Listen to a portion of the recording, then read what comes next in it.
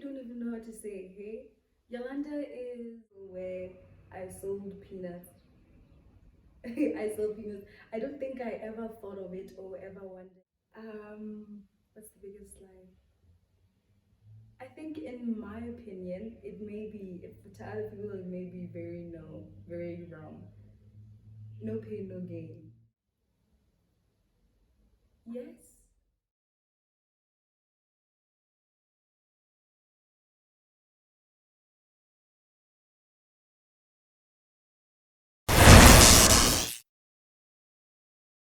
Hi guys, welcome to the YouTube channel. It's a boy, the coolest boy on the planet, and today we are on our first episode, our first podcast episode. And yeah, man, like I said, this channel is gonna be really impactful. So if you haven't watched the previous video, go watch it, like it, subscribe to the channel, and share it with the whole world. Because like I said, it's gonna be a beautiful journey. You might be wondering who's this beautiful girl I'm with. Please introduce yourself. Hi everybody, my name is Yolanda, and what else do I say? I don't know. I'm Yolanda, and I think the only thing I can say is I go to school at the University of Botswana. I just started like last year, and I crochet. That's how I introduce myself to people. I'm a child of God too, so Oh wow. yeah. Right. So yeah guys, today we're gonna be unpacking Yolanda's life to try to impact your life as well. Come on. Right. So without further ado, get it. Right. So firstly, you just said your name is Yolanda for sure. Mm-hmm. And you said you crochet and also you're a child of God. Yeah. Who is Yolanda? Like who is Yolanda in Okay. short? Yeah. I don't like these questions. It's like the composition here myself. Like anyway, who's Back to standard Yolanda? one. Back to standard one, dude. Who is Yolanda? I actually don't even know what to say. Hey, Yolanda is Yolanda is a girl after a good life that glorifies God. Yolanda is a girl who's after breaking generational curses and cherishing the moment. I'm not really good at that, but it's something I'm learning. And what else can one say? Yeah, what else can one say? Yolanda is. I'm trying to refrain from saying just a girl, but I'm really just simple. I'm just a simple girl. If you see me, you see me running around laughing. That's just me. Laughing gives me so much joy. Why not just a girl? Hey. So business wise, what inspired you to actually get into crocheting and making it a business, especially at the age of 19, 20? 18. 18? Yeah. At the age of 18, yes. Oh, you started at 18. Okay, Yeah. I was like, yeah, man. But yeah. What inspired me to start it and make it a business? Okay, what inspired me to start it is it had been a skill that I wanted to learn because first of all my grandma does it, and I lived with my grandma, and essentially I thought it was a rare skill. I thought it wasn't a thing that's known a lot until I started doing it, and I was like, oh, okay, this is actually a common thing. Yes. So I was like, okay, Honana, I don't have much time, which is 2023 when I was writing my finals. I don't have much time. All I do is school, church. That's a topic for another day. Yeah. Yeah, school, church. And then when I finished, I was like, okay, now I have the time. Now I'm not going to just sit around and just do nothing. So I learned how to crochet after I closed, and then the following year I made it a business when a mom started refusing with her money. Okay, she didn't really refuse with her money, but I was noticing her, hey, I don't want to be broke. Yeah. Mom doesn't give me money at the end of the month for transport, for Mopak, or she doesn't have a reason to give me money. I can't just ask her, but Mama, may I please have money to go out with my friends? So I had to. Yeah. Yeah, I mean, and it's not like she's cut me out financially, thank God, because she can actually do that. But Yes, parents, African parents, guys. I'm Yes. telling you, but yeah, it was really to see myself, challenge myself with something outside of school, because I've always made school my kind of my personality, not really my personality, but all that I do. Yeah. If it's not school, it's church. Now, just like Yolanda, there's life outside of that too. Live life. So I explored that, and yeah, I thought, okay, let me just try and make it a business, and here I am now. By the way, guys, what's this? What? This cardigan? Yeah, she just made it now. Well, not now, but I just finished it now. yeah. Yeah. But yeah, so like, how has your relationship with Christ influenced your business? Ooh, so that's a cheesy one. Trust, first of all, trust. I think one of the biggest reasons why I don't try things is because I don't trust that they'll go somewhere. I've always been I've always been bad at sports. I really wanted to do sports because I think sports are so fun, but it just never turned out to be it. So me starting the business was actually being like, okay, God, I'm going to trust you with this. I actually believe that it'll go somewhere. And then another thing was breaking out of orphan mentality, like knowing that even with this, whether it fails or not, I'm not gonna die. Yeah. I'm literally not gonna die. God still has me in His hands. And even when it not when if God forbid it ends, it's not going to rob me or make me insecure and make me start feeling like, oh, and all of that. I have a big problem with that, where I hope for something, it doesn't happen, and I start to think because I didn't get that thing, that means it just builds an insecurity. Yeah. So it was a trust thing, and fear, a lot of fear broke. Shut up. Yeah, a lot of fear broke off of me.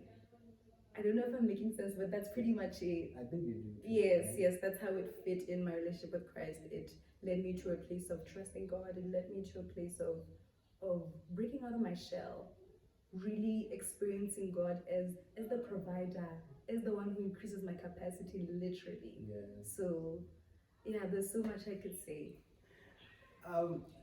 So like, let's bring it back to He's your provider, right? What, given that you have, let's say maybe you made 500 profit, and God is like, give it to someone, and at the same time you're like, ish maranka manana business here. How do you handle both, I'd say, practical and spiritual convictions? How do I handle? Yeah, Him being my provider, and in relation to that, I've got to learn that whatever that God says, He'll back it up.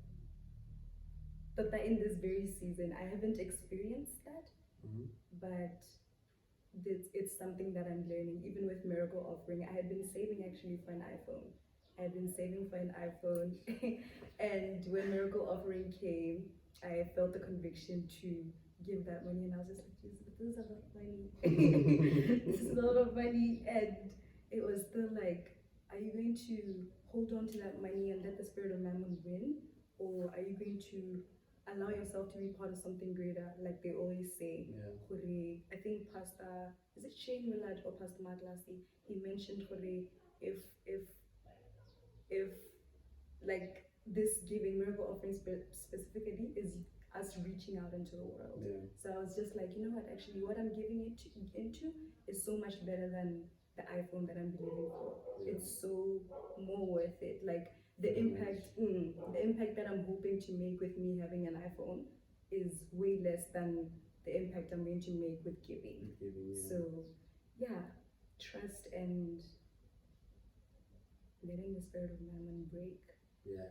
Yeah, understanding that when he says this, he will back it up. He knows my heart. He knows that I want that iPhone. Yeah. He knows that yeah. that 500 would have really helped the business, but he will back it up. We'll pick it up. Yeah.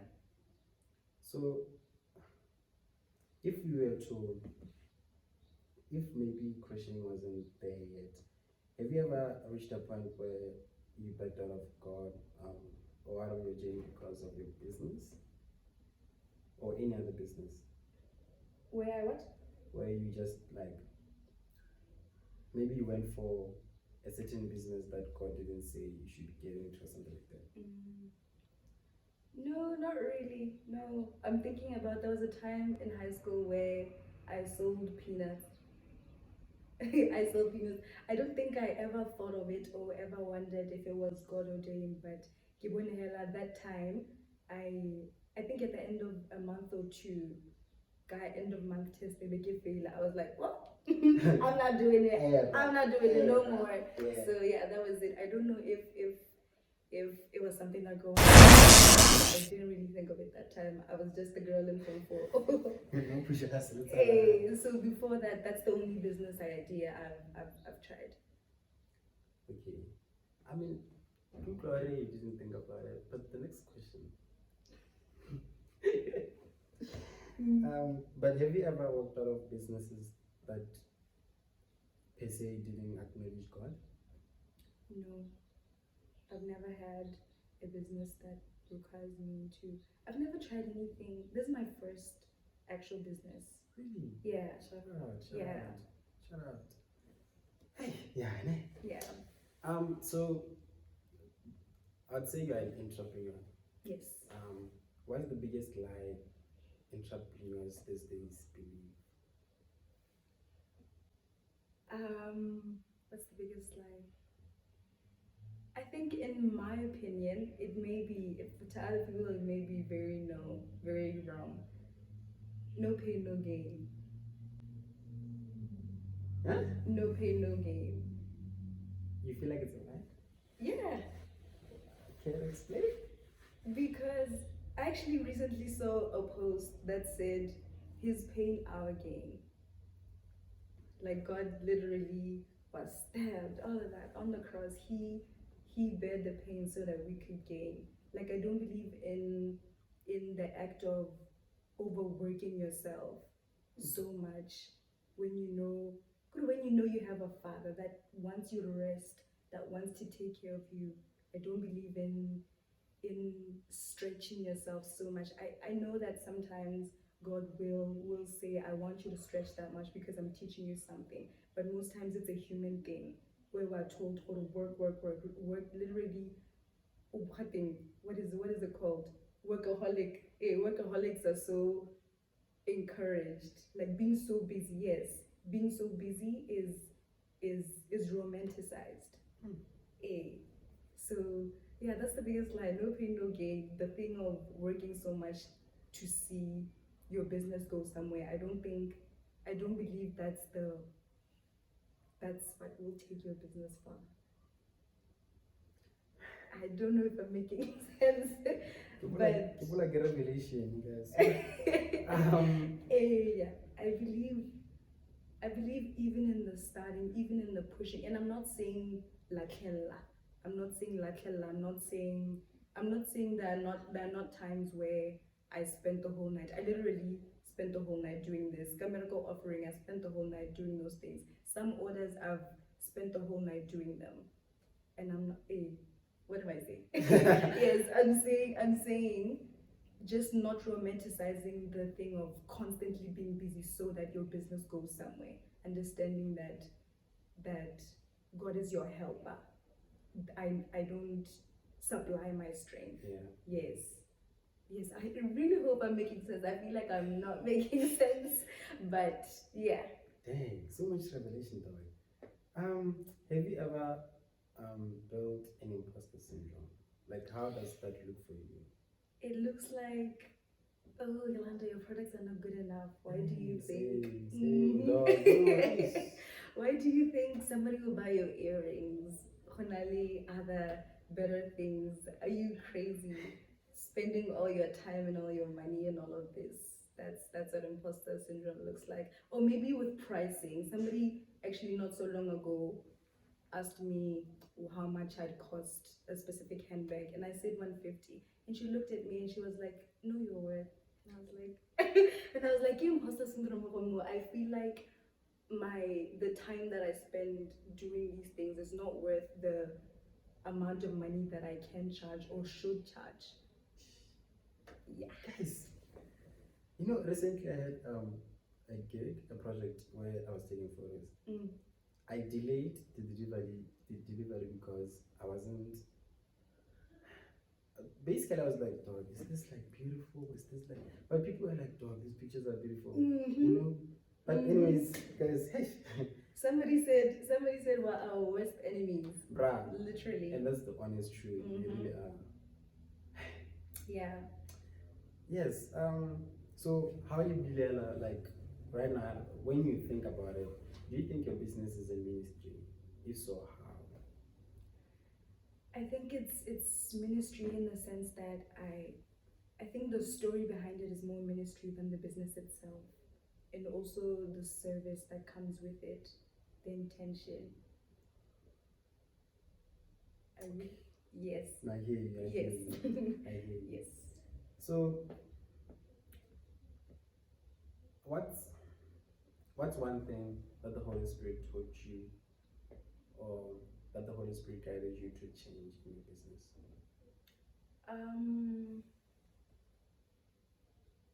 Guided me to change in my business. No, not yet, but to grow.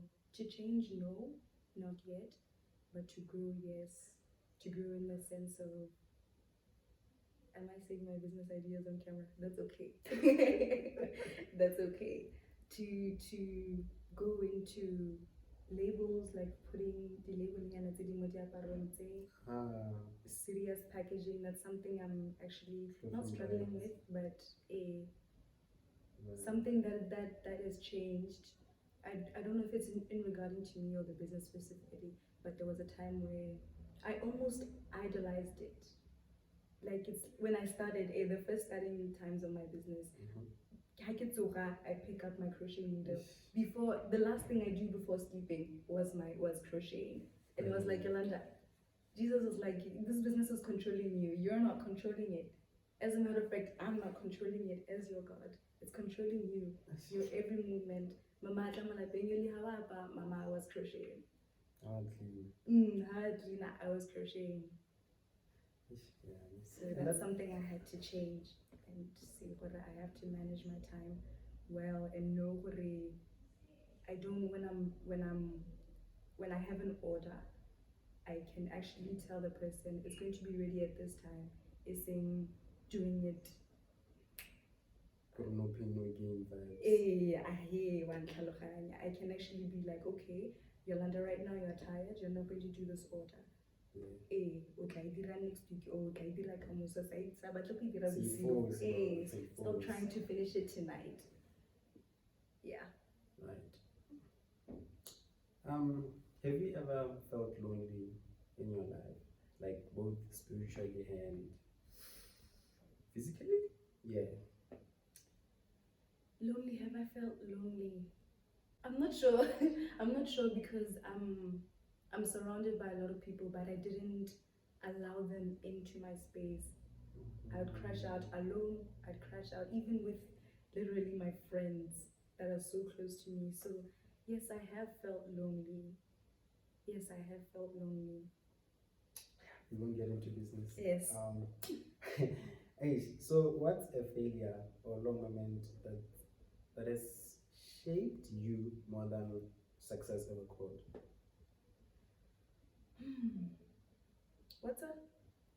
What's a failure that has shaped you more than success ever could?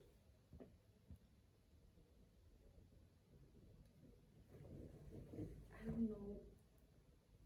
Yeah, I really don't know. I'd be like, what's a moment that has shaped me?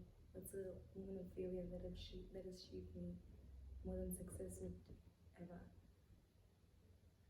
I absolutely do not know. Yeah. She's cruising nicely, guys. There's no failures this side. No, I believe it's there. But like I believe it's there, but I can't think of it right now. Okay. Yeah. Okay, that makes sense. Makes sense. Guys, lighting. What's something that you pray about in secret that people wouldn't expect?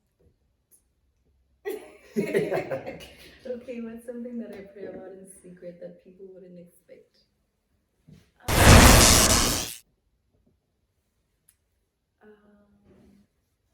That people wouldn't expect jealousy, envy. Sometimes it's no comparison. I think comparison is expected, but jealousy. Sometimes jealousy creeps in, and yeah, it disguises itself. I have to pinpoint it. To say, Yolanda, you are jealous for the whole. Yeah, that's something that I pray about in secret that people do not know, that people don't expect. Yeah, come my kids, yeah. Yeah, come my kids, hella yeah. Nah, that's something that I pray about in secret that people wouldn't expect that I would struggle with or something. I didn't think. Anyways, yeah, I didn't expect that. So, in your life, did you ever feel the pressure to be perfect? Especially that you are young, like, your age, your faith, like, you get a good about that dog. I have to push, I have to.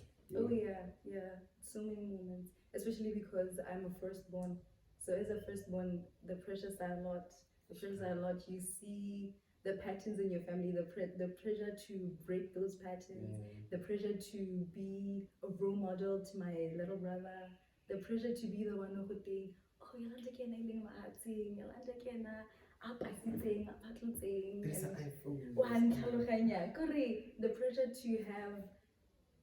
to have my cousins, my little cousins, look up to me. Yeah, and even in my Christian faith, to be like, okay, to be looked at and be like, Yolanda is really that woman. Yeah, and I think it the pressure, when I let the pressure sink in, it really pushes me towards being fake to myself and to God, because now I don't admit, I push, and I neglect the matters of the heart that God cares about. Exactly. It's not bad to be pressured of perfection. Just don't idolize it. Yes, Just don't idolize. absolutely. Yeah, because that's where the danger is. Right. This was like the shortest podcast ever. Ooh, okay. However, there's a little game. This one is fast paced. Okay. This one is fast paced. It's like, what's your name, Yolanda? Type of vibe, right? Alright. So we have like 6 questions. Yeah, ne? Right. So, guys, Simon, you guys have to. What's one scripture that keeps you grounded? 2 Timothy 2 verse 7. I hope I said it right. But it says, God has not given you the spirit of fear, but of power, love, and of a sound mind. Hey, man, don't claim the basic. I don't know where it's gonna be. I hope it's not wrong. Alright. What's one myth about 19-year-old girls you'd like to crush? That I'd like to crush? That were, oh gosh, what's the word? I need to find the words. We're chasing the pressure and we just want to keep up. Oh yeah. Yes, yeah. we just want to keep up. That's something I'd like to crush. All right. Cash or calling? Cash or calling? Cash or calling? Madi or calling? Calling. I think in my human nature, I'd say cash, but I can listen to eventually I'll be with my flesh. Yeah. One man team or a group team? A group team. Why? Late night prayer or early morning worship? Late night prayer. Guys, how they don't lie. Godly man or business partner? If you had to choose today. Godly man or business partner? Right now, Yes. business partner. Godly man o tla mpana ko. I want to overseas. Eh, All right, closing question. What would you say to 16-year-old girl who's gifted, God-fearing, Come on. but scared to start? I would say you're not gonna die. You're not gonna die. You're young. If anything, I've been told so much that this is the best time to start things because you make mistakes, you learn from them. Yeah. And even when there's no shame in doing something, then it stops. I think there's so much pressure with the idea of starting something, and then you're like, oh, what if it stops? So what if it stops? It is Yeah. what it is. Yeah, absolutely not gonna die, and Jesus is with you. Very much so. Yeah, I think we put so much pressure on. Ourselves. Yes, there's so much pressure that comes with starting something. We deep it too much. It's good to deep it, but we deep it too much where we end up not starting something because we're like, I don't know if Jesus wants this. You just want to sell t-shirts. Can you sell those t-shirts? Find out people. Yeah. And also, I'd say in relation to that, I've had, before I started, well, not before I started, I used to make content with my old phone, and the quality wasn't that much, and I was like skeptical with like, posting them. I was like, dang. But until I realized what, dog, it's whoever watches, dog. Exactly. Yeah, but just keep watching, Mm-hmm. right? But yeah, dog, this is about it. Like I said, this was the shortest podcast ever.